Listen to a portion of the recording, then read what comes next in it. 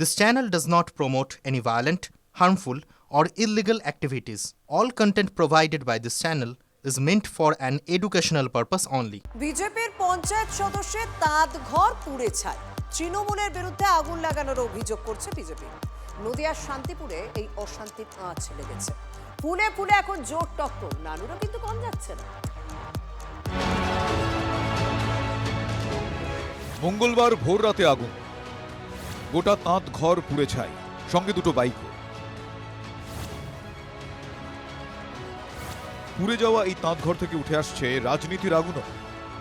বাড়ির মালিক বিজেপি কর্মী, স্থানীয় বেলগড়িয়া পঞ্চায়েতের বিরোধী দলনেতা। তার অভিযোগ, শাসক দলের লোক পেট্রোল ঢেলে আগুন লাগিয়ে দিয়েছে। পেট্রোলের গন্ধ পাচ্ছি আমরা এদিক দিয়ে।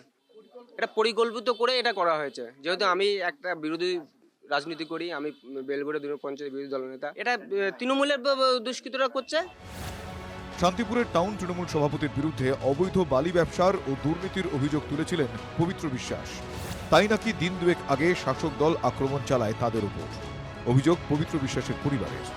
ওরা মদ খেয়ে ওইদিকে আসছিলাম, আমার বাড়ির মধ্যে ঢুকে আমাদের পর ওরকম টর্চার করলো।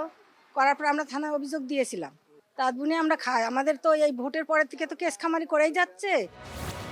দুদিন আগে মারধর এবং এবারে আগুন। ঘটনাস্থলে পৌঁছে রাজনীতির অঙ্কটা খুব সহজেই মিলিয়ে দিলেন রানাঘাটের বিজেপি সাংসদ সহ স্থানীয় বিজেপি নেতারা। কিন্তু বিজেপির সহজ অঙ্কে তৃণমূলের ঘোর আপত্তি।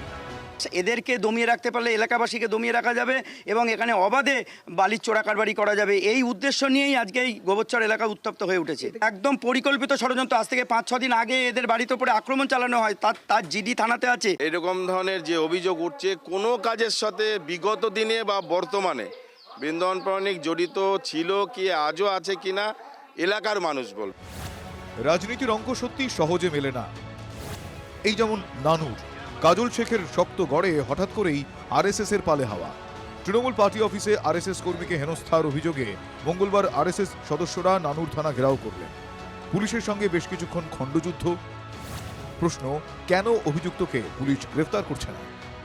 এই পুলিশের কাছ থেকে কিছু এক্সপেক্ট করবেন না, এরা হচ্ছেন টিএমসির ক্যাডার।